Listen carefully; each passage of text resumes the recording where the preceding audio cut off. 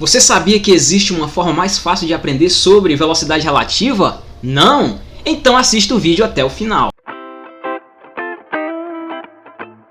Para estudar o movimento relativo, usaremos duas regras. Nós temos aqui a primeira regra, onde temos dois referenciais, ou seja, uma regra para dois referenciais. Digamos que A e B sejam automóveis. Se você quer saber a velocidade do automóvel A em relação a B, você vai fazer o seguinte: pegar a velocidade A menos a velocidade de B. Já se você quer saber a velocidade de B em relação a A, basta pegar a VB menos VA. Desta forma, pessoal, pela regra 1, nós não precisamos nos preocupar quem é a velocidade maior do que a outra. Vale para quaisquer velocidades e sentidos diferentes. Então vamos lá, repetindo. VAB, a velocidade A em relação a B, é VA menos VB. E VBA é VB menos VA. A regra 2, pessoal, quando você for adicionar o terceiro referencial.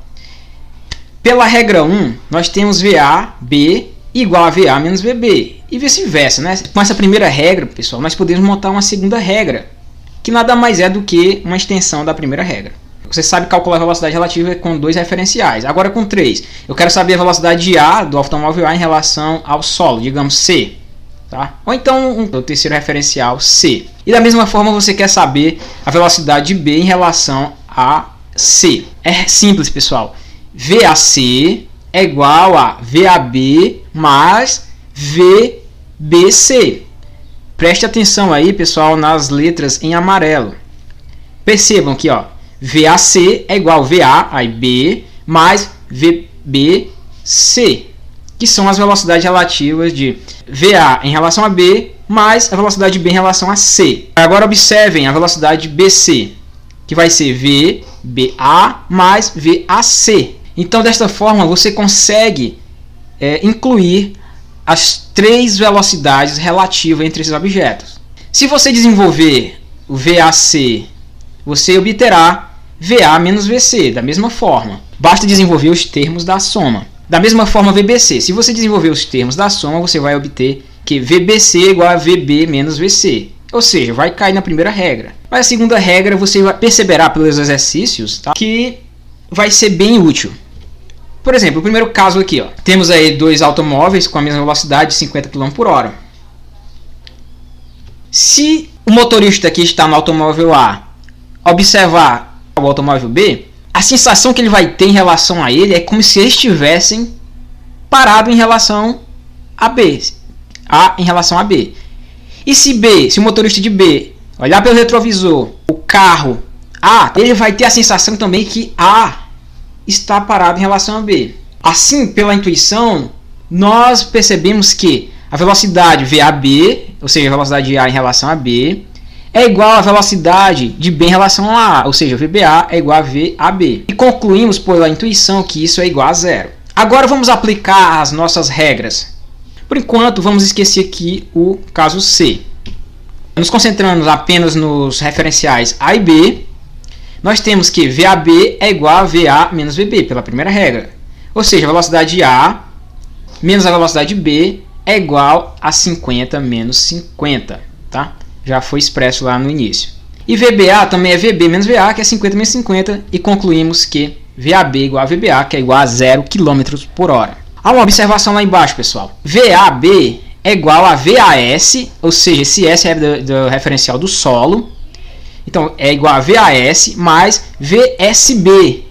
Isso aqui é a aplicação da segunda regra. Observe lá entre parênteses. VAS é VA menos VS. Aí mais. E VSB é VS menos VB. Os dois VS se simplificam. Tá? Eles saem agora da soma, porque eles têm sinais opostos. E vai ficar somente VA menos VB. Ou seja, VAB realmente é VA menos VB. Agora, vamos nos concentrar com o referencial C. Vamos incluir, na verdade, o referencial C. Então, VAC é igual a VAB mais VBC, pela segunda regra. Já encontramos o valor de VAB no caso anterior, somente com os dois referenciais. VAB é igual a zero. E VBC, pessoal, é a velocidade de B em relação a C. Esse C aqui é o referencial do solo. Tá? É o nosso referencial S do caso anterior, porque eu botei aqui outra letra, mas é referencial do solo. VBC é igual a VB, que é igual a 50. Da mesma forma, VBC é igual a VBA mais VAC, VBA é igual a VAB, que é igual a 0, e VAC é 50. Então concluímos que VAC é igual a VBC, que é igual a 50 km por hora. Quando a questão não informar em que referencial os objetos estão se movendo, então você deve concluir que o referencial, pessoal, em relação àquela velocidade em relação ao solo. Tá? Caso 2, agora nós temos aí o referencial B com 60 km em relação ao solo e VA com 50 km em relação ao solo. Temos ali novamente um referencial em C que está parado. Vamos nos concentrar somente em A e B. VAB é igual a VA menos VB. VA é 50 km por hora e VB é 60 km por hora. Da mesma forma, VBA é VB menos VA, que vai ser 60 menos 50. Concluímos que VAB é igual a menos 10 km por hora e VBA é 10 km por hora. Agora, pessoal, vamos estudar estes sinais. O que esse sinal em VAB quer dizer, o sinal negativo? Ele quer dizer, pessoal, por exemplo, se o motorista que está em A observar o motorista que está em B, é como se A estivesse afastando negativamente, ou seja, para o sentido contrário de B. Da mesma forma, VBA, se o motorista que está em B observar o automóvel que está em A, é como se este estivesse distanciando no sentido positivo de 10 km a cada hora. Vamos incluir agora o referencial em C. Então, a segunda regra diz que VAC é igual a VAB mais VBC. VAB nós calculamos no exemplo anterior, que é a velocidade relativa de A em relação a B, que é igual a menos 10 km por hora. E VBC é 60, ou seja, é a velocidade de B em relação ao solo. Fazendo a mesma forma com BC, nós encontramos aí mais 10, que é BA, e VAC igual a 50 km por hora. Concluímos novamente que VAC igual a 50 km por hora e VBC igual a 60 km por hora. Por mais que pareça trivial, pessoal, vocês perceberão, estas duas regras são bastante úteis na resolução de problemas, que também vai ser um pontapé para o estudo do movimento relativo na forma vetorial.